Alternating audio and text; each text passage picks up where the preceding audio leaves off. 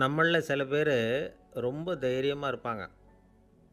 நாம் கூட சொல்கிறது உண்டு, அந்த ஆளுகிட்ட வர்றதுக்கு எமன் கூட பயப்படுவான் அப்படின்னு சொல்கிறது உண்டு. தைரியசாலிகளை நெருங்கிறதுக்கு எமன் பயப்படுவான் அப்படின்னு சொல்கிறது உண்மை தான். அது பொய் இல்லை. மன வலிமை இருக்குது பாருங்கள், அது மனுஷனை காப்பாற்றும். இது மருத்துவ ரீதியான உண்மை. உடல் கோளாறுகள் மன ஆரோக்கியத்தை பாதிக்கும். மன எழுச்சி, மன போராட்டம் இதெல்லாம் உடல் இயக்கத்தில் மாறுதலை உண்டாக்குது. சில வகையான நோய்களுக்கும் மனசுக்கும் இருக்கிற சம்பந்தம் என்னங்கிறத பற்றியெல்லாம் இப்போ ஆராய்ச்சி பண்ணுறாங்க. ஆஸ்மா, மூட்டு வலி, பெருங்குடல் அழற்சி, உயர் இரத்த அழுத்தம், சோரியாசிஸுங்கிற தோல் வியாதி, வயிற்று புண்ணு, இந்த தைராய்டு நச்சுத்தன்மை, இது மாதிரி நோய்களை உண்டாக்குறதுல மனசோட பங்கு என்னங்கிறத பற்றியெல்லாம் ஆய்வு பண்ணி பார்த்துருக்குறாங்க. எதுக்கு எடுத்தாலும் சோர்ந்து போகிறது, தோண்டு போகிறது, இப்படிப்பட்ட மனவாகு, அதோட யாரும் நமக்கு உதவ முடியாது அப்படிங்கிற மனோபாவம், கைவிடப்பட்ட மனநிலைமை, இதெல்லாம் நோயோட தீவிரத்தை ரொம்ப அதிகரிக்க செய்யுதான். இவங்கெல்லாம் அந்த கைகால் வலிக்குது, உடம்பு அசதியாக இருக்குது, தூக்கம் வரல, முதுகு வலிக்குது, உடம்பில் உணர்ச்சி குறையுது, கை கால் விரல்லாம் மரத்து போகுது, இப்படி ஏதாவது சொல்லிக்கிட்டு டாக்டர்களை தேடி வந்துக்கிட்டு இருப்பாங்க. நெஞ்சு வலி யாருக்கு வருது தெரியுமா? பதற்றம், போட்டி மனப்பான்மை, அளவுக்கு அதிகமான வேகம், துடிப்பு, பேராசை, இதுலேயும் கட்டுப்பாடு, நேரம் தவறாமை, அப்புறம் இதெல்லாம் உள்ள மனவாக உள்ளவங்க இருக்கிறாங்கல்ல, அவங்க பெரும்பாலும் நெஞ்சு வலிக்கு ஆளாயிடுறாங்களாம். ஃப்ரீட்மேன் அப்படிங்கிறவர் நிறைய ஆராய்ச்சியெல்லாம் பண்ணி பார்த்துட்டு இதை உறுதிப்படுத்தியிருக்கிறார். அவர் பண்ணின ஆராய்ச்சியில் என்னெல்லாம் தெரிய வந்தது தெரியுமா? பொறுப்பு அதிகம் உள்ளவங்களுக்கு கண்டிப்பாக இரத்த அழுத்தம் வரும், அதிகமாக இருக்குமா. அதே மாதிரி கண்டிப்பாக இருக்கிறாங்கல்ல, அவங்களுக்கும் இரத்த அழுத்தம் அதிகரிக்குமா. இரத்த அழுத்தம் தனக்கு அதிகமாக இருக்குங்கிறத தெரிஞ்சுக்கிட்டவங்க தலைவலி, மயக்கம், இந்த தலை சுத்தல், அசதி, இது மாதிரியான உணர்வுகளை அவங்களுக்கு வந்துடும், அது மாதிரி உணர்வு. ஆனால் உண்மை என்ன தெரியுமா? இதெல்லாம் இரத்த அழுத்தத்தினால இல்லை. இரத்த அழுத்தம் கட்டுப்பாட்டுக்குள்ளே இருந்தால் கூட இவங்க இப்படி நினைக்கிறாங்களாம். இதுக்கு காரணம் மனசு தான் அப்படிங்கிறார் அவர். சில பேர் எப்படி தெரியுமா? ஒருத்தர் மாரடைப்பால் இறந்து போனார் அப்படின்னு கேள்விப்பட்டால் போதும், இறந்து போகிறதுக்கு காரணம் இதயம்தான் அப்படிங்கிற பீதியால், இதய தளர்ச்சி அப்படிங்கிற மனநோயால் பாதிக்கப்படுறார். இவங்கெல்லாம் அடிக்கடி தங்களுடைய இதய பகுதியை தொட்டு பார்த்துக்குவாங்க, நாடியை பிடிச்சி பார்த்துக்குவாங்க, அடிக்கடி மூச்சை உள்ளுக்கு இழுத்து வெளியில் விட்டு வலி வருதா அப்படின்னு பார்த்துக்கிட்டு இருப்பாங்க. வேறு எங்கேயாவது வலிச்சா கூட நெஞ்சை வலிக்குதா அப்படின்னு பார்ப்பாங்க. நெஞ்சு வலிக்குதுன்னு கூட சில பேர் சொல்ல ஆரம்பிச்சிருவாங்க. ஆஸ்மாவுக்கும் மனசுக்கும் சம்பந்தம் உண்டு. தீர்வு காண முடியாத மன போராட்டங்கள் எல்லாத்துக்கும் அடுத்தவங்களையே சார்ந்து இருக்கிற மனநிலை, இதெல்லாம் ஆஸ்மாவினுடைய தீவிரத்தை அதிகப்படுத்திடும். பயம், இது எப்படின்னா என்ன நடக்குமோங்கிற பதற்ற நிலை, அப்புறம் இந்த பயம், இதெல்லாம் சுவாசித்தலை அதிகரிக்க செய்யுது இல்லையா. இதனால் இரத்தத்தின் காரத்தன்மை அதிகமாகி நோயின் தீவிரமும் அதிகமாகுது. மன போராட்டம், மனக்கவலை, மன இறுக்கம், இதெல்லாம் தோல் வியாதியை தூண்டி விடுதான். இது மாதிரி இன்னும் எவ்வளவோ இருக்குது. அதனால் இன்றைக்கி நமக்கு தேவை என்னென்னா மன வலிமை, மலர்ந்த முகம், இது ரெண்டும் இருந்துட்டுதுன்னா பலவிதமான நோய்கள் நம்மக்கிட்ட நெருங்கி வராது. டாக்டர், என்ன நெருங்காமல் இருக்கிறதுக்கு நான் ஒரு காரியம் பண்ணுறேன் அப்படின்னார் ஒருத்தர். அவர் என்ன அர்த்தத்தில் சொன்னார்னா, டாக்டர் அவரை நெருங்காமல் இருக்கிறதுக்கு அவர் ஒரு காரியம் பண்ணுறாராம். நண்பர்கிட்ட சொன்னார். நண்பர் கேட்டார், அது என்ன காரியம் பண்ணுற அப்படின்னு கேட்டார். தினம் ஒரு ஆப்பிள் பழம் சாப்பிட்றேன்னார் அவர். ஏன்னா ஆங்கிலத்தில் ஒரு பழமொழி சொல்லுவாங்கள்ல, an apple a day keeps doctor away அப்படிம்பாங்க. ஒரு ஆப்பிள் பழம் சாப்பிட்டா டாக்டர் விலகியே இருப்பார், டாக்டர்கிட்ட போக வேண்டிய அவசியம் இருக்காது அப்படிங்கிறதுக்காக அந்த பழமொழி சொல்கிறது. என்ன, நான் யாருமே நெருங்காமல் இருக்கிறதுக்கு நான் ஒரு காரியம் பண்ணுறேன்னார் இன்னொருத்தர். டாக்டர் நெருங்காமல் இருக்கிறதுக்கு ஆப்பிள் பழம் சாப்பிட்றேன்னார் அவர்.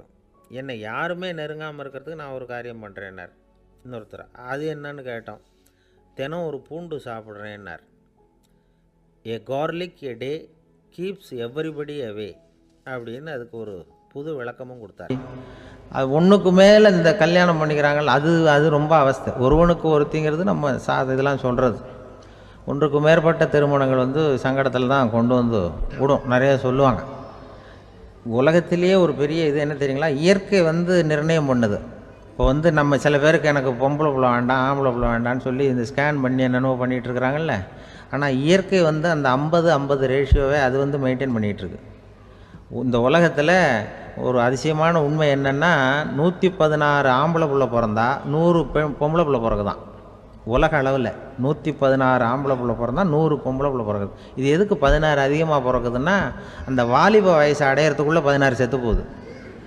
16 அங்கங்கே ஓடுறது கொஞ்சம் முரட்டுத்தனமாக போகிறதுனால செத்து போகுது. அந்த 50-50 இந்த ஒருத்தருக்கு ஒருத்தங்கிற ரேஷியோவை இயற்கை வந்து மெயின்டைன் பண்ணிகிட்டு இருக்கு. அது ஒரு பெரிய அதிசயம். அதை விட பெரிய அதிசயம் என்னென்னா, இந்த உலக யுத்தம் நடந்ததில்ல, முதல் உலக யுத்தம், 2வது யுத்தம், அப்போ பார்த்துருக்குறாங்க, கணக்கு எடுத்துருக்குறாங்க.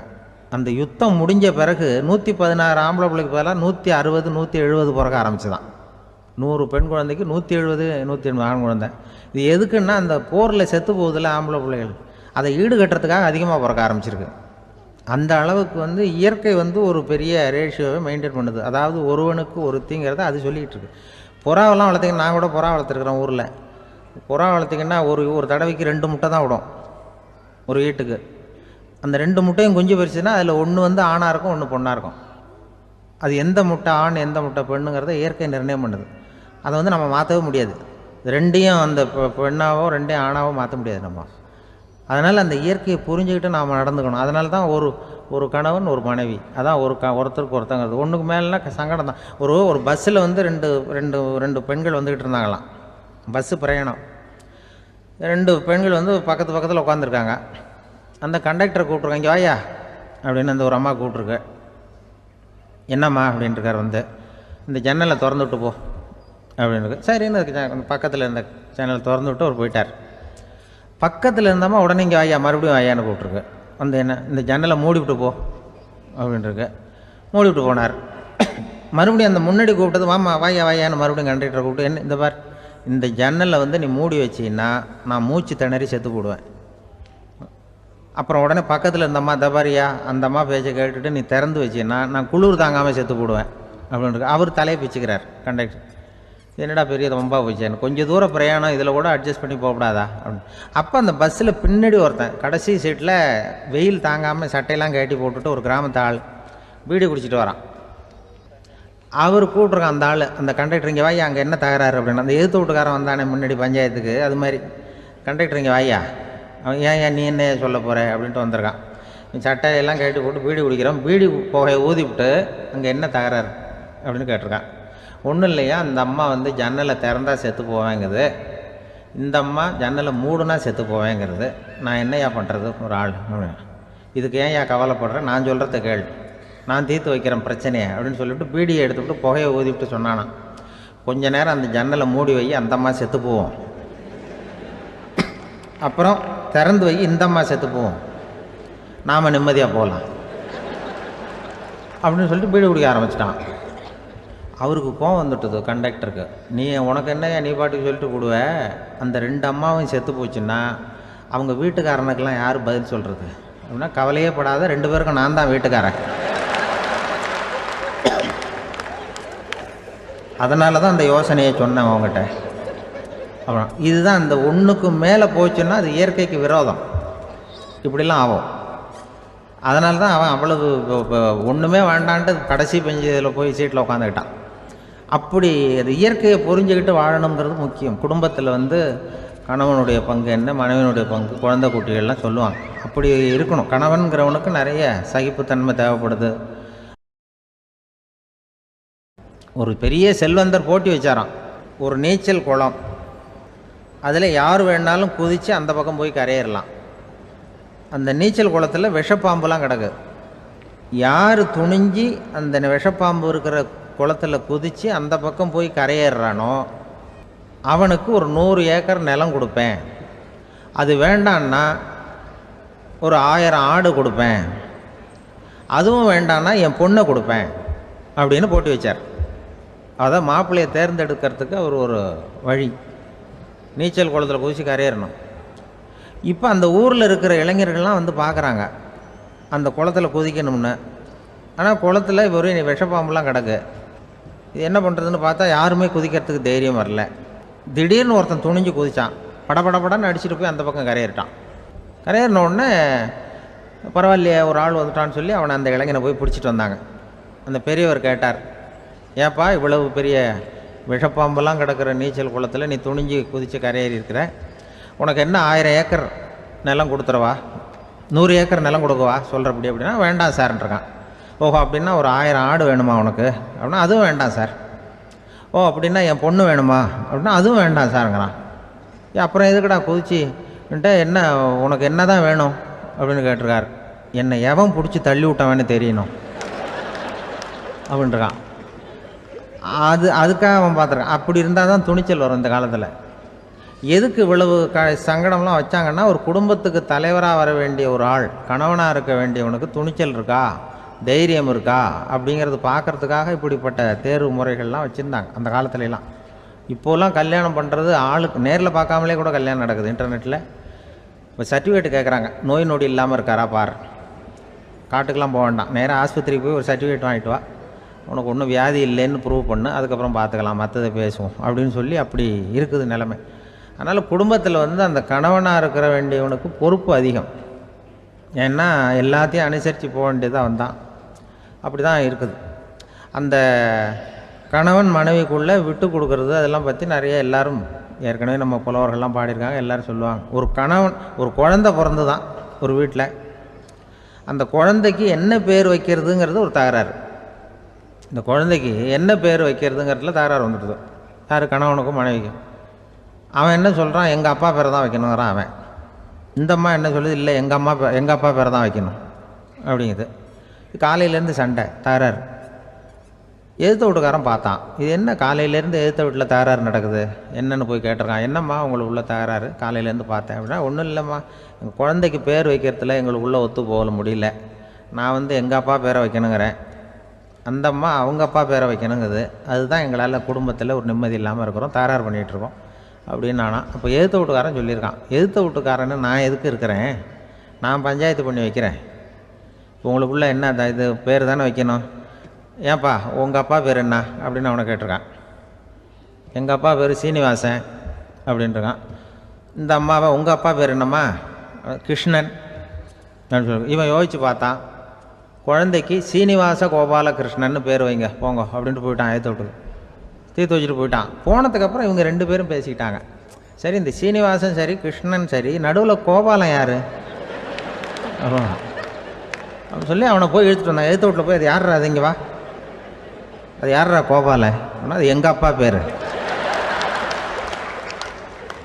நீ அதை மட்டும் எதுக்கு விட்டு வைக்கிற, அதையும் சேர்த்து வச்சுட்டு போடான்னு. அதாவது குடும்பத்தில் ஒரு கணவனும் மனைவியும் ஒரு சின்ன விஷயத்தில் கூட ஒத்து போகலன்னா இப்படி தான் ஏற்று வீட்டுக்காரன் பஞ்சாயத்துக்கு வருவான். கோபாலன்னு குறுக்க வருவான் ஒருத்தன். அப்படி அந்த அனுசரிப்புங்கிறது குடும்பத்தில் ரொம்ப அவசியம்.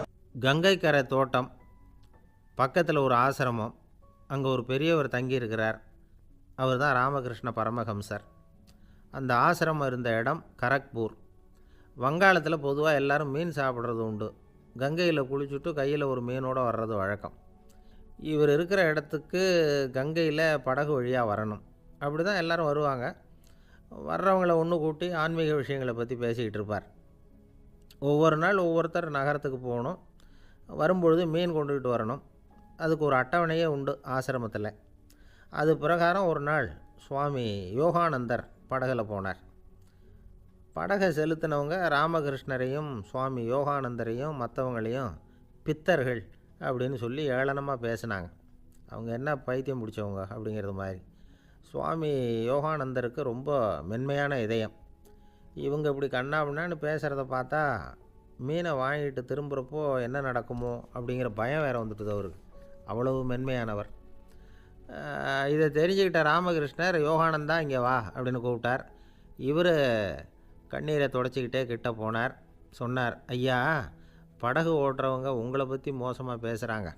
என்ன திட்டினா பரவாயில்ல, ஆனால் உங்களை அவங்க திட்டுறாங்க, அதை என்னால் தாங்கிக்க முடியல அப்படின்னார். இதை கேட்டதும் ராமகிருஷ்ணருக்கு கோபம் வந்துட்டு தான். என்னது, உன்னுடைய குருவை பற்றி அவங்க மோசமாக பேசும்பொழுது நீ சும்மா இருந்தியா, வெளியில் போ அப்படின்னு விட்டார். குரு நிந்தனை செய்கிறப்போ அதை கேட்டுக்கிட்டு சும்மா இருக்கலாமா? குரு நிந்தனையை கேட்டால் பாவம் இல்லையா? என்னை தூற்றும்போது அவங்க வந்து பாவம் செய்கிறாங்க, அதை கேட்டுக்கிட்டு நீ சும்மா இருந்தால் நீயும் பாவம் செய்கிற அப்படின்னாராம். அடுத்த நாள் சுவாமி நிரஞ்சனானந்தர் போக வேண்டிய நாள். இவர் படகுல போகும்பொழுதும் அதே மாதிரி நடந்து தான். அவங்க மோசமாக பேச ஆரம்பித்தாங்க, திட்ட ஆரம்பித்தாங்க. அப்படி கேலி பண்ண ஒருத்தனை இவர் என்ன பண்ணார், பலார்னு கன்னத்தில் அரைஞ்சிட்டார். இன்னொருத்தனை கங்கையில் தூக்கி எறியறதுக்கும் தயாராகிட்டார்.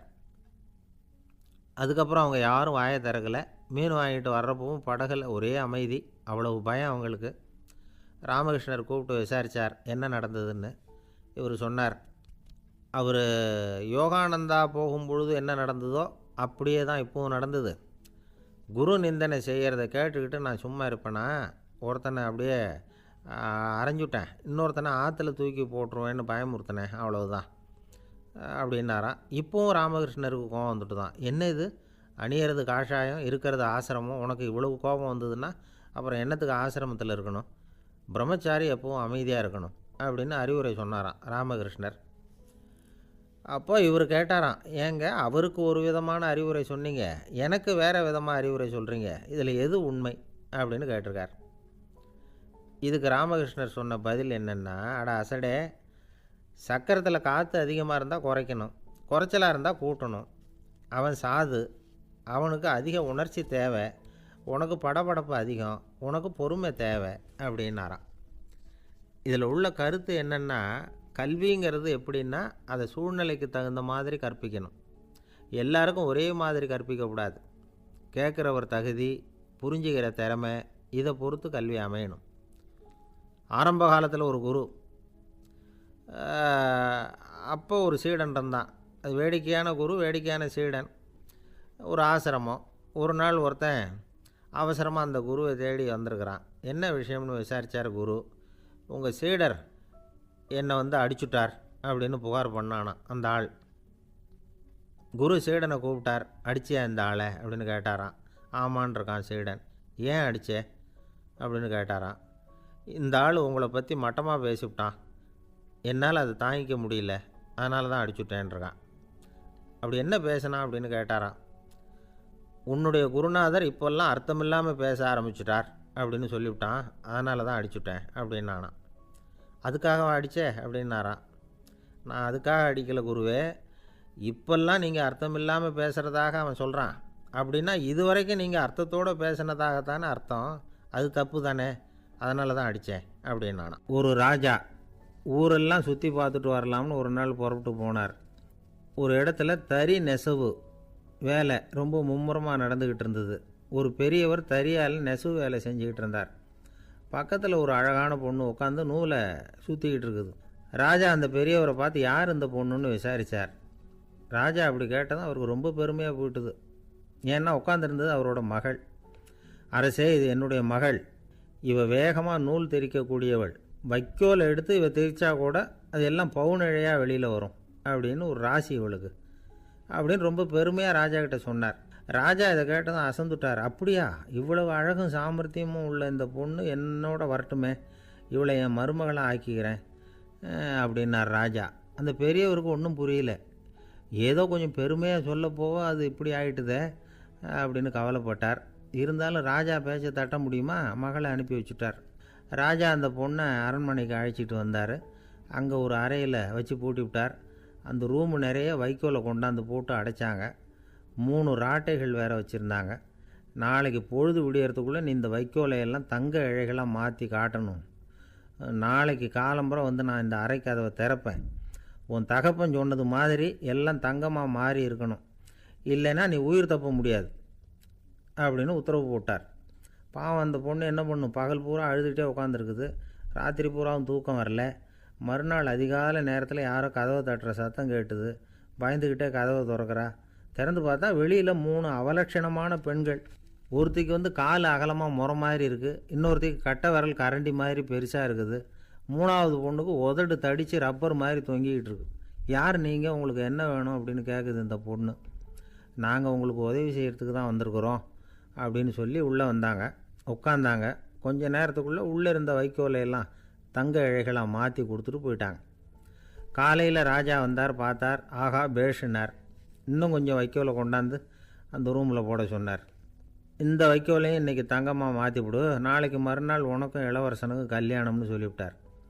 இன்றைக்கி ராத்திரி அந்த 3 பொண்ணுங்களும் வந்தாங்க. வைக்கோலை பொண்ணு இழைகளாக மாற்றினாங்க, புறப்பட்டாங்க. இந்த பொண்ணு அவங்க காலில் விழுந்து வணங்கினா. என் உசுரை காப்பாற்றினீங்க, உங்களுக்கு நான் என்ன கைமாறு செய்ய போகிறேன் அப்படின்னா. பயப்படாத, நீ விரும்பினா எங்களுக்கு ஒரு உதவி செய்யலாம். உன்னுடைய கல்யாணத்துக்கு நாங்கள் 3 பேரும் வரோம். நீ எங்களை வரவேற்று ராஜாக்கிட்டேயும் இளவரசர்கிட்டையும் நாங்கள் உன்னோட பெரியப்பா பொண்ணுங்கன்னு சொல்லி அறிமுகப்படுத்தி வை, நாங்கள் விருந்து சாப்பிட்டுட்டு போயிடுறோம் அப்படின்னாங்க. ரொம்பவும் சந்தோஷமாக சரின்னு ஒத்துக்கிட்டா. கல்யாண நாள் வந்தது. கல்யாணம் ரொம்ப கோலாகலமாக நடந்துக்கிட்டு இருக்கு. எல்லா தேசத்து ராஜா ராணிகளும் வந்துக்கிட்டு இருக்கிறாங்க. அந்த 3 அவலட்சணமான பொண்ணுங்களும் வந்து சேர்ந்தாங்க. யார் இவங்கன்னு கேட்டார் ராஜா. என் பெரியப்பா பொண்ணுங்க அப்படின்னா அந்த பொண்ணு. காலும் உதடும் கட்டை விரலும் ஏன் இப்படி உங்களுக்கு அவலட்சணம் ஆயிட்டுது அப்படின்னு கேட்டார். அதுக்கு அந்த பொண்ணுங்க பதில் சொன்னாங்க. என்ன செய்கிறது, ஓயாமல் வைக்கோலை நூற்று ஒருத்தியோட கட்டை விரல் அப்படி கரண்டி மாதிரி ஆயிட்டுது. நாக்கில் தொட்டு தொட்டு திரிச்சதுனால ஒருத்தியோட உதடு அப்படி ஆயிட்டுது. காலால் கட்டையை அழுத்தி அழுத்தி தறி போட்டதுனால இன்னொருத்தையோட கால் அப்படி ஆயிட்டுது. உங்கள் மருமகளாக வந்திருக்கிற இந்த பொண்ணு அந்த 3ஐயுமே செய்ய தெரிஞ்சவ தான். என்ன ஆக போதும் இன்னும் கொஞ்ச நாளில் அப்படின்னாங்க. அவ்வளவுதான். ராஜா பயந்துட்டார். அம்மா, இன்னையிலேருந்து நீ இளவரசனின் மனைவி. நீ எப்பவும் அழகாக இருக்கணும். அதனால் நீ இனிமேல் வைக்கோலை திரிக்கவே கூடாது அப்படின்னு உத்தரவு போட்டார். அவளை இக்கட்டான சூழ்நிலையிலேருந்து காப்பாற்றின அந்த 3 பொண்ணுங்களும் சந்தோஷமாக திரும்பி போயிட்டாங்களாம். சுவாமி சின்மயானந்தர் இந்த கதையை சொல்லியிருக்கிறார். தன்னலம் மறந்து சுயலாபத்தை தியாகம் செய்கிறது வைக்கோல்லேருந்து தங்க இழையை நூக்கிறது மாதிரி அப்படிங்கிறார் அவர். அது இருக்கட்டும், இப்போ நம்ம கதைக்கு வருவோம். ஒரு ராஜா தன்னோட மகனுக்கு சுயவரம் நடத்தினார். எல்லா தேசத்திலிருந்தும் ராஜகுமாரர்கள் வந்திருந்தாங்க. ராஜகுமாரியை கல்யாணம் பண்ணிக்கலாம்ங்கிற ஆசையில் சுயம்பர மண்டபத்திலேருந்து எல்லா ராஜகுமாரர்களும் அலறி அடிச்சுக்கிட்டு வெளியில் ஓடி வந்துக்கிட்டு இருக்கிறாங்களாம். ஏன் இப்படி எல்லாரும் மிரண்டு போய் ஓடி வர்றாங்கன்னு கேட்டார் ஒருத்தர். அதுக்கு இன்னொருத்தர் விவரம் சொன்னார். ராஜகுமாரியை இன்றைக்கி தான் அவங்க நேரில் பார்த்தாங்களாம், அதுதான் அப்படி ஓடி வந்துக்கிட்டு இருக்கிறாங்க அப்படின்னார். ஒரு ஊரில் ஒரு ராஜா இருந்தார். அவர் அடிக்கடி காட்டுக்கு வேட்டையாட போவார். சில நண்பர்களையும் கூட அழைச்சிக்கிட்டு போவார். காட்டுக்கு போனதும் ஆளுக்கு ஒரு பக்கமாக போய் வேட்டையாடுவாங்க. சாயந்தரமாக திரும்பி வருவாங்க. மறுநாள் அரண்மனையில் உட்காந்து ஒவ்வொருத்தரும் அவங்க அனுபவங்களை எல்லாம் சொல்லிக்குவாங்க. அவங்க வீரத்துக்கு தகுந்த மாதிரி பரிசை அந்த ராஜா கொடுப்பார். இது மாதிரி ஒரு தடவை எல்லோரும் வேட்டைக்கு போயிட்டு திரும்பி வந்ததும் உட்காந்து பேச ஆரம்பிச்சிருக்கிறாங்க. ஒருத்தன் சொன்னான், தன்னுடைய வீர தீர செயலை பற்றி அளக்க ஆரம்பிச்சிட்டான். ஏன்னா அதுக்கு பரிசு கிடைக்க போகுதில்ல, அதனால். அவன் என்ன சொன்னான் தெரியுமா? அரசே, நேற்றுக்கு காட்டில் என்னாச்சு தெரியுமா? எனக்கு நேராக ஒரு சிங்கம் வாயை திறந்துக்கிட்டு வந்துட்டுது. நான் பயப்படவே இல்லை. உடனே ஒரு கல்லை எடுத்து குறி பார்த்து வீசினேன். சிங்கத்து வாய்க்குள்ளே போய் அந்த கல் மாட்டிக்கிட்டுது. அவ்வளவுதான். அந்த சிங்கம் என்னை பார்த்துட்டு பயந்துட்டு ஒரே ஓட்டமாக திரும்பி ஓடி போயிட்டுது அப்படின்னா. ஆஹா பலே அப்படின்னு எல்லோரும் கை தட்டினாங்க. 2வது ஆள் ஒருத்தன் எழுந்திரிச்சான். அவன் சொல்ல ஆரம்பித்தான். அரசே, நான் போன வழியில் 2 பெரிய மலைப்பாம்பு கிடந்தது. என்னை முழுங்கிறதுக்கு வந்தது. நான் என்ன பண்ணேன் தெரியுமா? அந்த 2 பாம்போட வாலையும் ஒன்றா சேர்த்து முடிச்சு போட்டுட்டேன். அவ்வளவுதான். அது அங்கே இழுக்க இது இங்கே இழுக்க முடிச்சு நல்லா இறுகி போட்டுது அப்படின்றான். ஆஹா அற்புதம்னு சொல்லி எல்லாரும் கை தட்டினாங்களாம். அடுத்தபடியாக 3வது ஆள் ஒருத்தன் வந்தான். அவன் சொல்ல ஆரம்பித்தான். மன்னா, நான் போன பாதையில் குறுக்க ஒரு ஆறு. அதில் இறங்கி குளித்தேன். யாரோ காலை பிடிச்சி இழுக்கிறது மாதிரி இருந்தது. திரும்பி பார்த்தா ஒரு பெரிய முதலை. நான் உடனே அப்படியே ஒரு துள்ளல் துள்ளி அது முதுகில் போய் உக்காந்துக்கிட்டேன். அதை அப்படியே கரைக்கு நீந்த வச்சேன். கரைக்கு வந்து சேர்ந்ததும் அப்படியே ஒரே துள்ளி குதித்து கரைக்கு வந்துட்டேன் அப்படின்றான். அவன் தன்னுடைய வீரத்தை அப்படி சொல்லியிருக்கான். அடடா எப்பேற்பட்ட வீரம் அப்படின்னு எல்லாரும் கை தட்டினாங்களாம். 4வது ஆள் எழுந்திரிச்சான். மன்னா, நான் போன இடத்துல ஒரு கரடி என்னை துரத்த ஆரம்பிச்சுட்டுது. நான் ஒரு மலை உச்சிக்கு வந்துட்டேன். அதுக்கப்புறம் ஒரு அடி எடுத்து வச்சாலும் அதில் பாதாளத்தில் விழ வேண்டியது தான். அந்த நேரம் பார்த்து ஒரு பெரிய ராட்சச கழுகு அந்த பக்கமாக பறந்து வந்தது. நான் உடனே அப்படியே உயர எழும்பி அந்த கழுகோட காலை பிடிச்சிக்கிட்டேன். அப்படியே தொங்கிக்கிட்டே வந்தேன். ஒரு நல்ல இடம் வந்ததும் தொப்புன்னு கீழே குதித்து நடந்து வந்துட்டேன்னா. இதுக்கும் எல்லோரும் கை தட்டுறாங்க.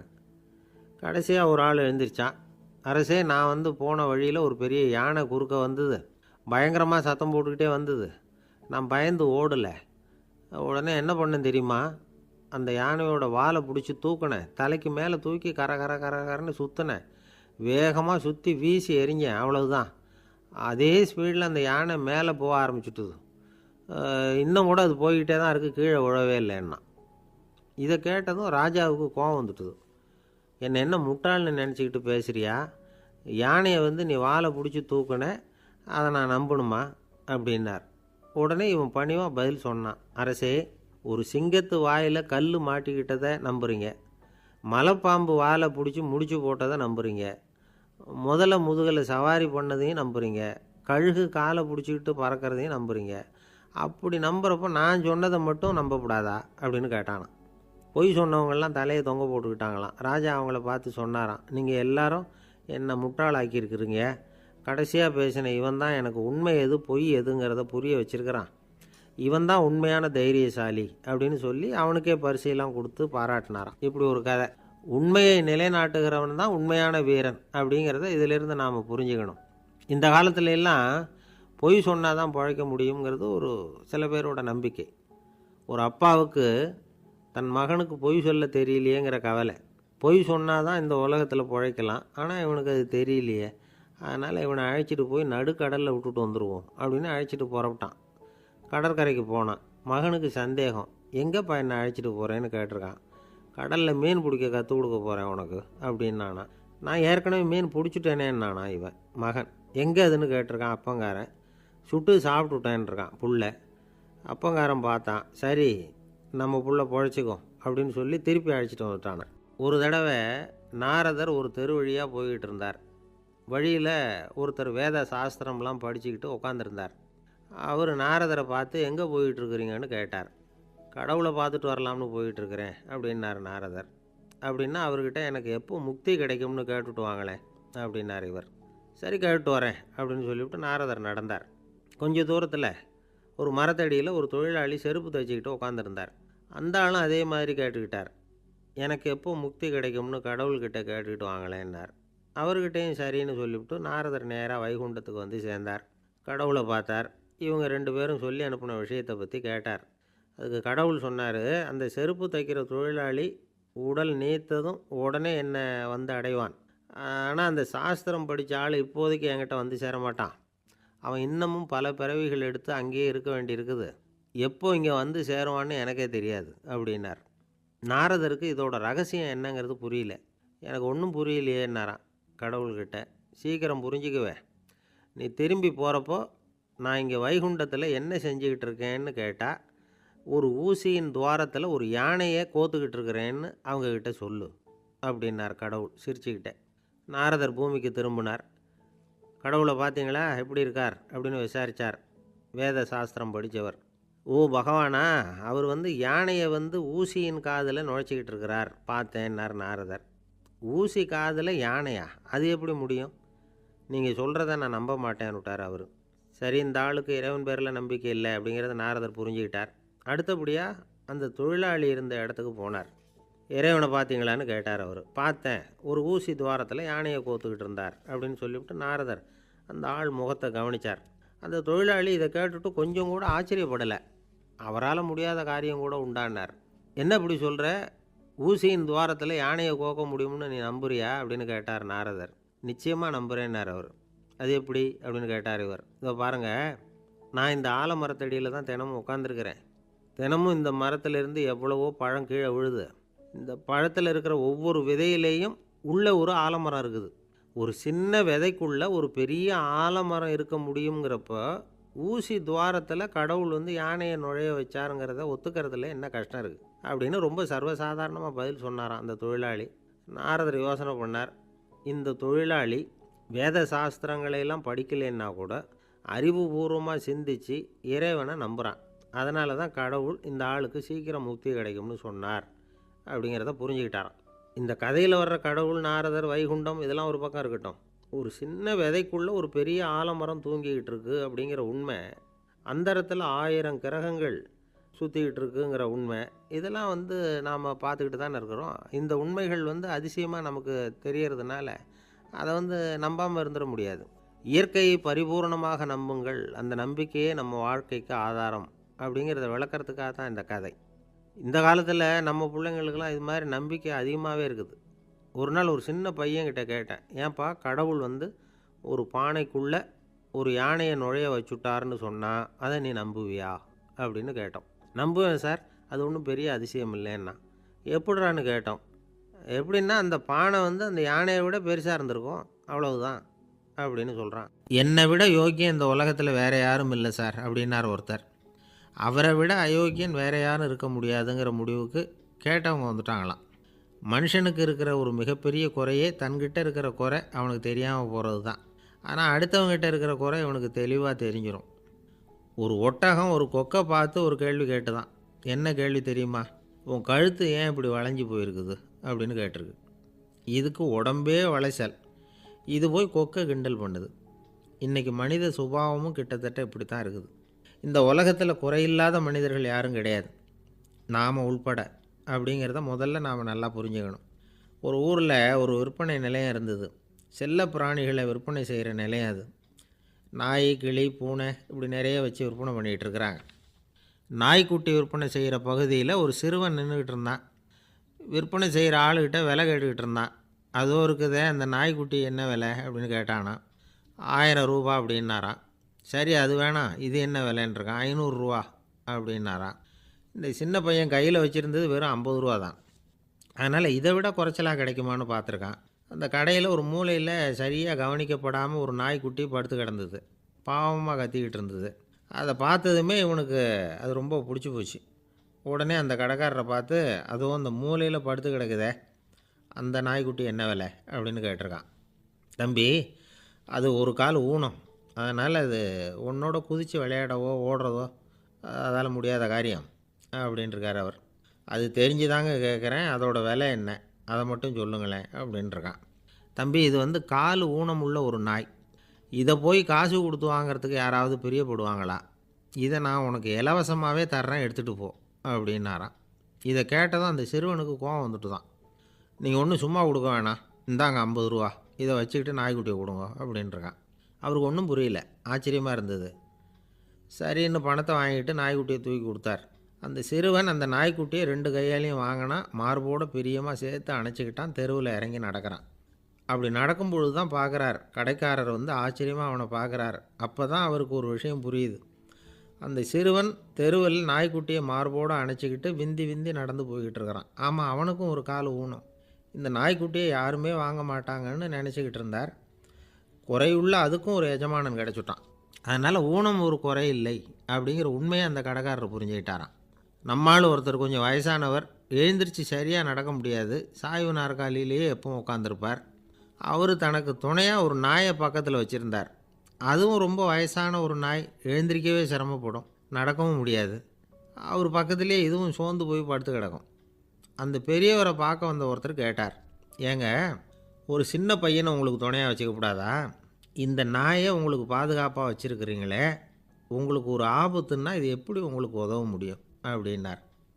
அப்போ அவர் சொன்னாராம், எனக்கு ஒரு ஆபத்துன்னா அந்த சமயத்தில் இந்த நாய் என்னை தனியாக விட்டுட்டு ஓடி போயிடாமல் இருக்கணும்ல, அதுக்காக தான் இதை நான் வச்சுருக்கிறேன் அப்படின்னாராம். ஒரு ஆள் அசையாமல் கிடக்கிறார்.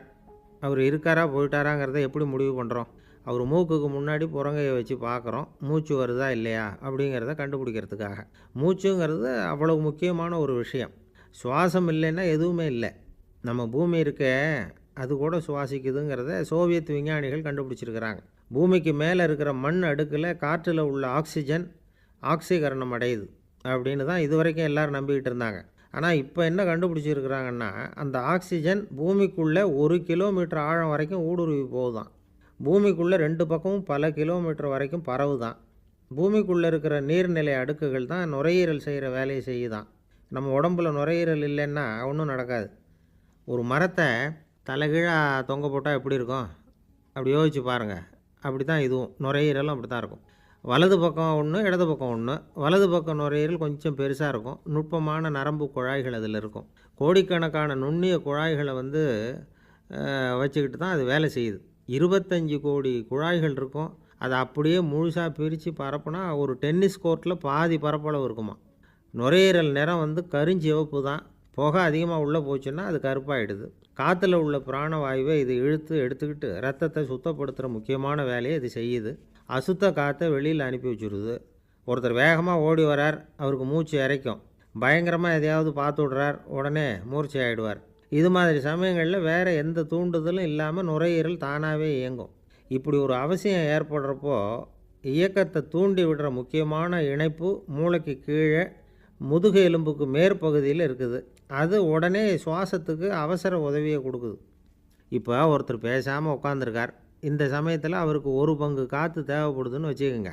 அவர் எழுந்திரிச்சு நடக்கும் பொழுது 1.5 மடங்கு தேவைப்படும். ஓடினார்னா 3 மடங்கு தேவைப்படும். படுத்துருக்கிறப்ப 1/2 மடங்கு தான் தேவைப்படும். இதுக்கு நிமிஷத்துக்கு 16 தடவை மூச்சு விட்டாகணும். இப்படி சாதாரணமாக உள்ளே இழுக்கிற காற்று கொஞ்சம்தான் இருந்தாலும் இது மாதிரி 8 மடங்கு காற்றை உள்ளே இழுத்து வச்சுக்கிற சாமர்த்தியம் நுரையீரலுக்கு இருக்குதான். தண்ணி, நுண்கிருமிகள், ரசாயன பொருள் இப்படி எது உள்ளே போனாலும் நுரையீரல் சமாளிச்சுக்கும். 30 வருஷமாக விடாத புகை பிடிக்கிறவர் தொடர்ந்து உள்ளே அனுப்பி வைக்கிற புகையை கூட சமாளிக்குதுன்னா பார்த்துங்களேன். உள்ளே போகிற புகை நுட்பமான சுவாச முடிச்சுகளை அழிச்சுடுது. கறி புகை அது மேலே படிஞ்சு உபயோகம் இல்லாமல் பண்ணிவிடுது. ஆனாலும் தேவைக்கு அதிகமாக 8 மடங்கு கூடுதலாக சுவாச முடிச்சுகள் நம்ம உடம்புக்குள்ளே இருக்கிறதுனால சமாளிக்க முடியுது. சமாளிக்க முடியலன்னா சில சமயம் மூச்சு திணறும். அதை ஒரு எச்சரிக்கையாக எடுத்துக்கிட்டு புகை பிடிக்கிற பழக்கத்தை விட்டுடணும். அதுதான் நல்லது. ஆனால் அப்படி யார் விடுறது? இணை பிரியாத 2 நண்பர்கள் இருந்தாங்களாம். 2 பேரும் விடாமல் சிகரெட்டு குடிக்கிறவங்க. அதில் ஒருத்தன் செத்து போட்டான். இன்னொருத்தன் அதுக்கப்புறம் 2 சிகரெட்டாக குடிக்க ஆரம்பித்தானான். ஏன் இப்படி பண்ணுறேன்னு கேட்டிருக்காங்க. நான் ஒரு சிகரெட்டு தான் குடிக்கிறேன், செத்து போன என்னுடைய ஃப்ரெண்டு இருக்கானே செத்து போனவன், அவனுக்காக இன்னொரு சிகரெட்டு குடிக்கிறேன் அப்படின்னு நானா. இது ரொம்ப ஆபத்து, விட்டுடு அப்படின்னு சொல்லியிருக்காங்க. சரின்னு ஒத்துக்கிட்டான். ஆனால் அதுக்கப்புறமும் ஒரு சிகரெட் வீதமாக குடிச்சிக்கிட்டே இருந்தான். சிகரெட்டு பழக்கத்தை நீ இன்னும் விடலையான்னு கேட்டாங்களாம். அந்த பழக்கத்தை நான் எப்போவோ விட்டுட்டேன், இப்போ நான் குடிக்கிறது என் ஃப்ரெண்டுக்காக அப்படின்னு நானா. இவங்கெல்லாம் எப்படி திருந்துறது? ஒரு பெரியவர் உட்காந்துருக்கிறார். அவரை சுற்றி அவருடைய தோழர்கள் உட்காந்துருக்கிறாங்க. ஏதோ ஒரு முக்கியமான செய்தியை அவர் அவங்களுக்கு சொல்லிகிட்டு இருக்கிறார். அவங்களும் ஆர்வமாக கேட்டுக்கிட்டு இருக்கிறாங்க. இந்த சமயத்தில் யாரோ ஒரு ஆள் வேகமாக அங்கே வர்றார். வர்ற வேகத்திலேயே எனக்கு ஏதாவது உதவி செய்யுங்க அப்படின்னு கேட்டுக்கிட்டே வர்றார். கேட்குறது உதவி, ஆனால் குரல் மிரட்டுறது மாதிரி இருக்குது, அதட்டி கேட்குறது மாதிரி இருக்குது. இதை கேட்டதும் அந்த பெரியவர் ஆத்திரப்படலை, ஆனால் அவரை சுற்றி இருந்தவங்க ஆத்திரப்பட்டாங்க. இதை பெரியவர் கவனித்தார். கொஞ்சம் அமைதியாக இருங்கன்னார். வந்தவரை கூப்பிட்டார். அவருக்கு சில பொருள்களை கொடுத்தார். என்னங்க இப்போ உங்களுக்கு மகிழ்ச்சி தானே அப்படின்னார். ஆ அப்படின்னு அலட்சியமாக அவர் சொல்கிறார். நான் உங்களை நல்ல முறையில் நடத்தினேன்னா அப்படின்னு கேட்குறாரு அவர் மறுபடியும். அதெல்லாம் ஒன்றும் இல்லை அப்படின்னு சொல்லி அவர் சொல்லிகிட்டு இருக்கிறாரு. குரலில் கடுமை குறையில. சுற்றி இருந்தவங்களால் இதை பொறுத்துக்க முடியல. கோபத்தோடு அவரை நோக்கி நெருங்க ஆரம்பித்தாங்க. பெரியவர் அவங்களையெல்லாம் தடுத்து நிறுத்தினார். வந்தவரை வாங்க என்னோட அப்படின்னு சொல்லி அழைச்சிட்டு போனார். வீட்டுக்கு போனார். அங்கே போனதும் இன்னும் சில பொருள்களை எடுத்து அவர்கிட்ட கொடுத்தார். இப்போ திருப்தி தானே, நான் உங்ககிட்ட நல்ல முறையில் நடந்துக்கிட்டேனா அப்படின்னார். அவர் முகம் இப்போ தான் கொஞ்சம் மலர்ந்தது. ரொம்ப நன்றி, இறைவன் உங்கள் குடும்பத்துக்கு எல்லா நன்மைகளையும் செய்வான் அப்படின்னு சொன்னார். இதே வார்த்தைகளை என்னுடைய தோழர்கள்கிட்டே சொல்லிட்டீங்கன்னா அவங்க கோபம் தணிஞ்சிரும். வர முடியுமான்னார். கண்டிப்பாக வர்றேன் அப்படின்னாரு. மறுநாள் காலையில் அந்த இடத்துக்கு வந்தார். அதே மாதிரி சொல்லிவிட்டு அவர் போயிட்டார். தோழர்கள்லாம் ரொம்ப வியப்போடு பெரியவரை பார்த்தாங்க. அந்த பெரியவர் தான் நபிகள் நாயகம்.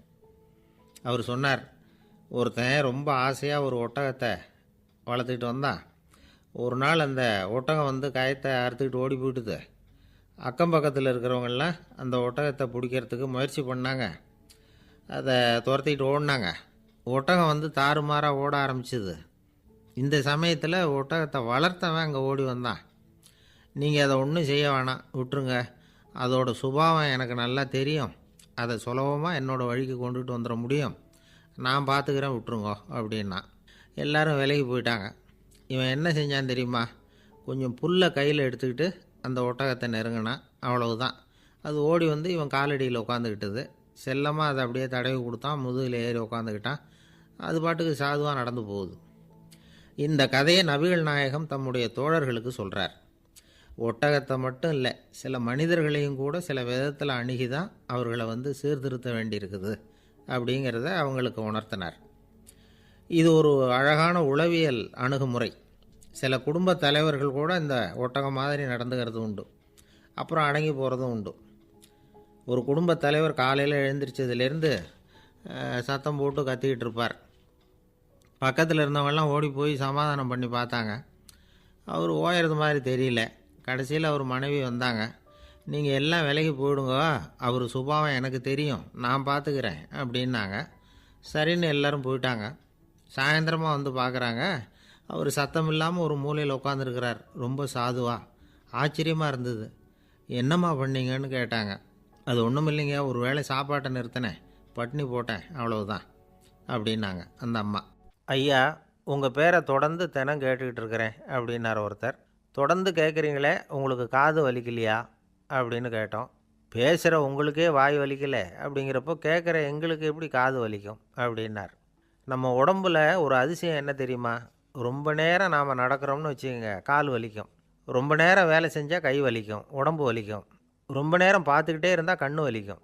ரொம்ப நேரம் பேசிக்கிட்டே இருந்தால் வாய் கூட வலிக்கும். ஆனால் ரொம்ப நேரம் கேட்டுக்கிட்டே இருக்கிறதுனால காது வலிக்கிறது இல்லை. அதனால் கேட்குறதுக்கு முக்கியத்துவம் கொடுத்தாங்க நம்ம பெரியவங்க. திருவள்ளுவர் தேவையில்லாமல் வார்த்தைகளை உபயோகப்படுத்த மாட்டார். ஒரு திருக்குறள்னு எடுத்துக்கிட்டாவே அதில் மொத்தம் 7 வார்த்தைகள், அவ்வளவுதான்.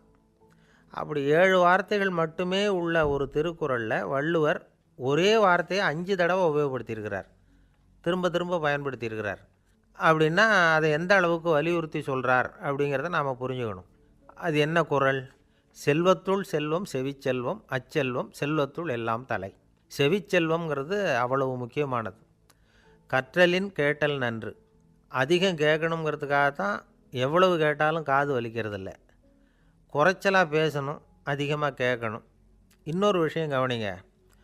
நம்ம உடம்பில் கண்ணுக்கு மூடி இருக்குது, எதையாவது நாம் பார்க்க விரும்பலைன்னா உடனே கண்ணை மூடிக்கலாம். நம்ம வாய்க்கு மூடி இருக்குது, பேச விருப்பம் இல்லையா, வாயை மூடிக்கலாம். மூக்குக்கு கூட மூடிக்கிற வசதி இருக்குது, எதையாவது முகர விருப்பம் இல்லையா, மூச்சை அடக்கிக்கலாம். ஆனால் பாருங்கள், காதுக்கு மூடி கிடையாது. அதை கையால் தான் மூட முடியும். யார் என்ன சொன்னாலும் அது நல்லதோ கெட்டதோ காதில் விழுந்துக்கிட்டு தான் இருக்கும். அறிவு தான் நல்ல விஷயங்களை எடுத்துக்கிட்டு கெட்ட விஷயங்களை விட்டுடணும். நல்ல கருத்துக்கள் நம்ம காதில் நிறைய விழுந்துக்கிட்டே இருக்கணும். அதை கேட்டு நாம் நல்லபடியாக வாழணுங்கிறது தான் படைப்பின் விருப்பம். ஆன்மீகவாதிகள் கூட ஒன்று சொல்லுவாங்க. அதாவது, ஆன்மீக பாதையில் நீங்கள் முன்னேறணும்னா முதல்ல சிரவணம் செய்யணும்பாங்க. அதாவது பெரியவங்க சொல்கிற நல்ல கருத்துக்களை கேட்கணும் அப்படின்னு அதுக்கு அர்த்தம். அதனால் யார் நல்ல கருத்துக்களை சொன்னாலும் அதை காது கொடுத்து கேளுங்க. இவ்வளவு கருத்துக்களையும் நம்ம நேயர் ஒருத்தர்கிட்ட சொல்லிகிட்டு இருந்தோம். அவரும் சரி சரின்னு தலையாடிக்கிட்டே இருந்தார். அப்புறம் சொன்னார், நீங்கள் சொல்கிறது சரிதான் சார், காதுக்கு மூடி இல்லைங்கிறது ரொம்ப சரி. அதனால தான் உங்கள் தகவல் கூட நாங்கள் விரும்புகிறோமோ இல்லையோ தினம் காதில் விழுந்துக்கிட்டு இருக்குது அப்படின்னார். எங்களுக்கு ரொம்ப பெருமையாக இருந்தது. அப்படியா அப்படின்னோம்.